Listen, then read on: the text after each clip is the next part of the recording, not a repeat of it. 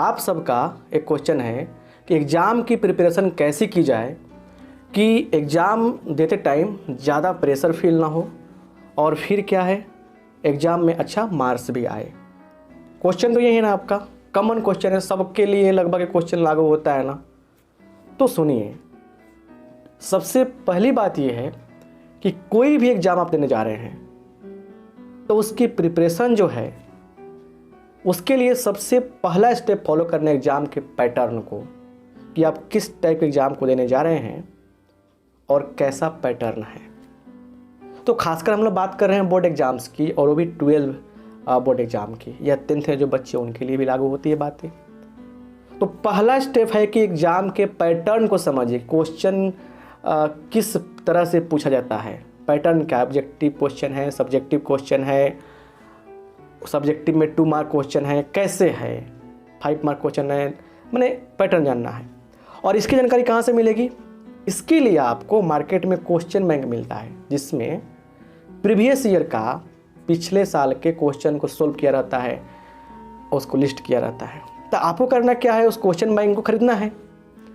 उसके बाद क्या करना है, उसके बाद लगभग 4 से 5 साल पहले वाले जितने भी क्वेश्चन पूछा गया उसको बढ़िया से देखना है, समझना है, बनाने का प्रयास करना है ना। तो इससे क्या होगा, आइडिया आपको लग जाएगा कि आप कितना प्रिपरेशन कर चुके हैं और फिर किस पोर्शन से कितना क्वेश्चन पूछता है। अगर ऑब्जेक्टिव की बात करें तो ऑब्जेक्टिव में डायरेक्ट फार्मूला से कितना क्वेश्चन पूछता है, कितना क्वेश्चन डायरेक्ट मतलब लॉजिक पे पूछता है या कुछ हार्ड पूछता है, पता चल जाएगा। सब्जेक्टिव का आइडिया पता चल जाएगा, कितने क्वेश्चन 2 मार्क में है, 4 मार्क में है, 5 मार्क में है, 6 मार्क में है, पता चल जाएगा। अब इसके बाद पता लगने के बाद दूसरा पॉइंट आपको अप्लाई करना है कि आपका सिलेबस कवर हुआ है कि नहीं हुआ है। तो सिलेबस भी कवर करने की बात होनी चाहिए, है ना। अब सिलेबस कवर होने के बाद अगर मान लीजिए कि आपके एग्ज़ाम में 50 ऑब्जेक्टिव पूछता है, उसके लिए 1 आवर का टाइम मिलता है, तो सिंपल सा बात है कि आपको एक क्वेश्चन पे 1 मिनट से ज़्यादा टाइम देना है कि नहीं। तो 1 मिनट कुछ सेकेंड, मतलब आप ऑब्जेक्टिव क्वेश्चन ग्रुप में कोई क्वेश्चन देख रहे हैं, इतना फास्ट बनाने हैं, मतलब आपको शॉर्टकट ट्रिक्स की आवश्यकता पड़ेगी, एक क्लियर कॉन्सेप्ट की आवश्यकता पड़ेगी।